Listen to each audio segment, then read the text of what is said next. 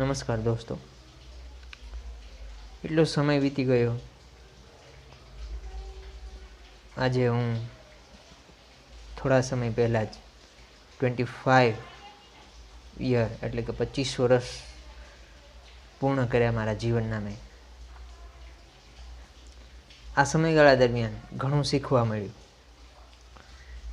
અને જે શીખવા મળ્યું એમાંથી એક સૌથી મહત્ત્વની બાબત જે આપણા બધાના જીવનમાં ખૂબ જ અગત્યની છે, એ છે પૈસાનું, નાણાંનું કઈ રીતે આયોજન કરવું. એ આપણું જીવન જોઈએ તો આખું જીવન આપણે એના માટે જ, પૈસા માટે જ કામીએ છીએ, અને એ જરૂરી પણ છે. પૈસા દ્વારા આપણે આપણી તમામ જરૂરિયાતો, એ ખોરાકની હોય કે કોઈ કપડાની હોય, એટલે જરૂરિયાતો હોય, કોઈ આપણી ઈચ્છાઓ હોય કે કોઈ હોસ્પિટલના ખર્ચાઓ હોય, આ તમામ વસ્તુઓ આપણે પૈસાથી પૂરી કરી શકીએ છીએ. એટલે એ આપણને રક્ષણ આપે છે. પૈસો જીવન જીવવાની સ્વતંત્રતા પણ આપે છે.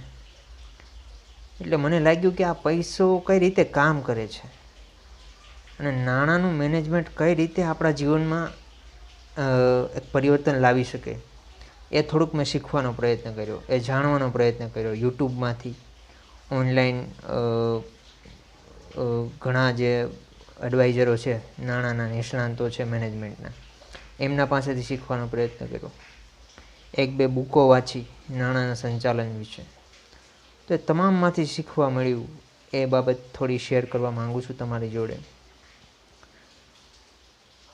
આપણી આવક 2 રીતની હોઈ શકે. એક તો પેસિવ ઇન્કમ અને એક છે એક્ટિવ ઇન્કમ.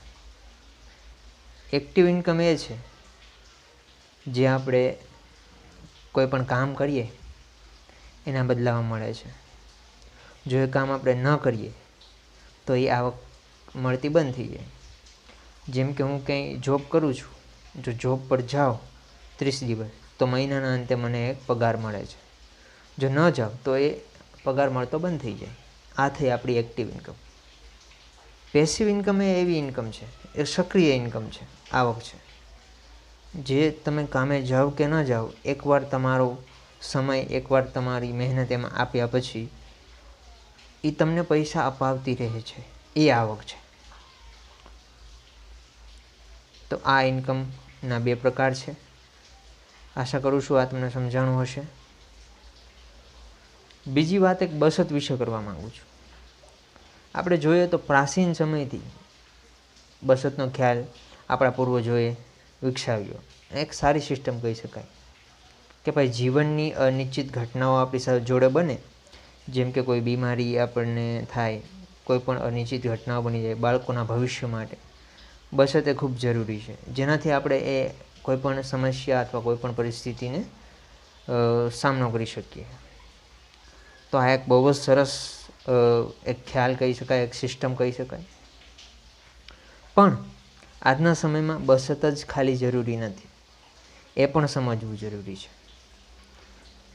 માનો કે હું 100 રૂપિયાની બચત કરું અને મારા ગીચામાં જ રહેવા દઉં 100 રૂપિયા, તો એનો કોઈ મતલબ નથી. કેમ કે વર્તમાન સમયમાં ભાવ વધારો પણ એટલો થતો રહે છે. ઓન એન એવરેજ આપણે સરેરાશ જોઈએ તો વર્ષે 5-6% ભાવ વધારો થતો હોય છે.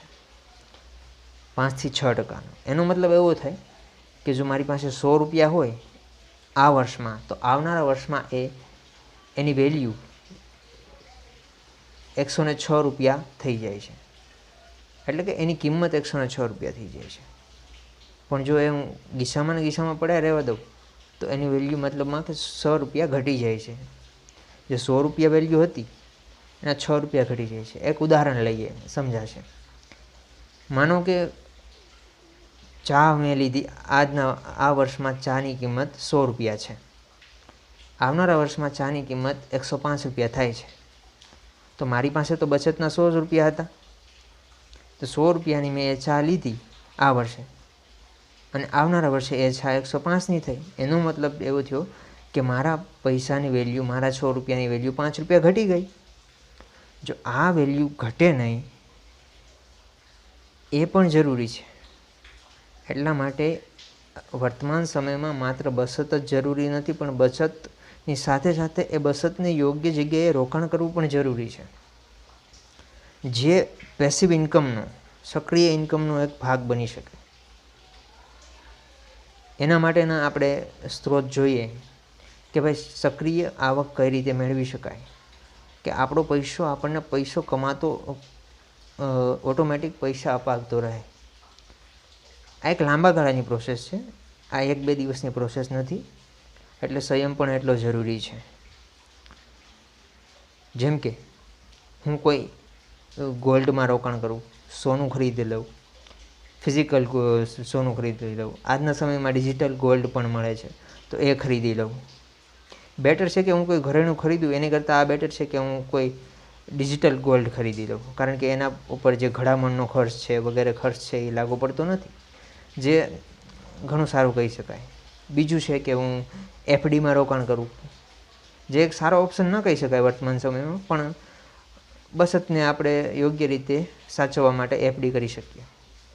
બીજું છે કે ભાઈ હું મ્યુચ્યુઅલ ફંડમાં રોકાણ કરું.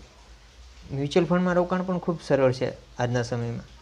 તમારું કોઈ પણ જે અકાઉન્ટ કોઈ પણ બેંકમાં છે એ બેંકમાં જાઓ અને તમને અનુકૂળ લાગતો કોઈ પણ મ્યુચ્યુઅલ ફંડ પસંદ કરો અને એમાં મંથલી ઈએમઆઈ જે રીતે ભરતા હોય એ રીતે એસઆઈપી કરી શકીએ, અથવા તો કોઈ તમારી પાસે લમસમ પડ્યું છે અમાઉન્ટ કે 50,000 પડ્યા છે તો 50,000 કે 10,000 20,000 જે કંઈ પણ હોય આ ઇન્કમ તમારી પાસે બચત, એ તમે એમાં રોકી શકો છો, જેના પર તમને લગભગ 10-12% વ્યાજદર મળે છે.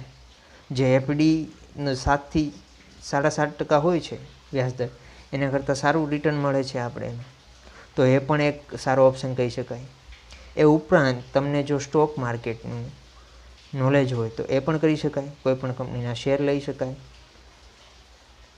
એ પણ એક સારો ઓપ્શન છે. અથવા તો મ્યુચ્યુઅલ ફંડ બેસ્ટ ઓપ્શન છે આપણા બધા માટે, કારણ કે આપણી પાસે એટલો ટાઈમ નથી કે આપણે કોઈ પણ કંપની વિશે જાણીએ, એની સિસ્ટમ સમજીએ. એના કરતાં બેટર છે કે મ્યુચ્યુઅલ ફંડ લેવાથી કોઈ પણ નિષ્ણાત વ્યક્તિ આપણા પૈસાનું મેનેજમેન્ટ કરે, એ એક સારો ઓપ્શન કહી શકાય. બીજી વાત એ છે કે આપણે કોઈ પણ પ્રોપર્ટીમાં રોકાણ કરી શકીએ. જેમ કે મારી પાસે આજે પૈસા છે 5 થી 10 લાખ રૂપિયા, તો હું કોઈ પણ દુકાન લઈ શકું, કોઈ પણ પ્લોટ ખરીદી શકું અને એને જ્યારે ભાવ વધે ત્યારે એને વેચી શકું. આ રીતે પણ પેસિવ ઇન્કમ જનરેટ કરી શકાય છે. ત્યાર પછી અન્ય વાત કરીએ તો કોઈ નવી વસ્તુ પણ શીખી શકીએ આપણે, કોઈ નવો ધંધો ચાલુ કરવો હોય એ દિશામાં આપણે વિચારી શકીએ.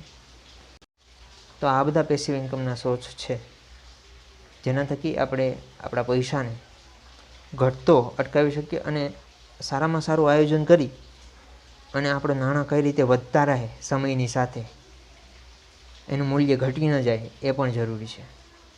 એનું આયોજન આજે કરવું ખૂબ જ જરૂરી છે. અને મોટાભાગની સમસ્યાઓ છે એનું લગભગ 50% સમાધાન તો વ્યવસ્થિત નાણાંનું આયોજન કરવાથી થઈ શકે છે, મને એવું લાગે છે. અને આ પોસિબલ છે, વ્યવસ્થિત સમજી શીખી.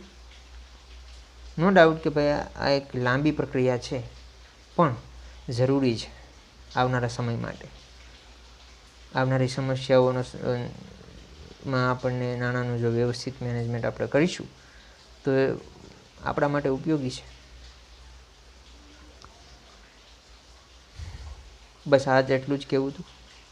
જો આ વાત મારી તમને ગમી હોય તો આ દિશામાં શીખવાનો, વધુ જાણવાનો પ્રયત્ન કરજો. Thank you.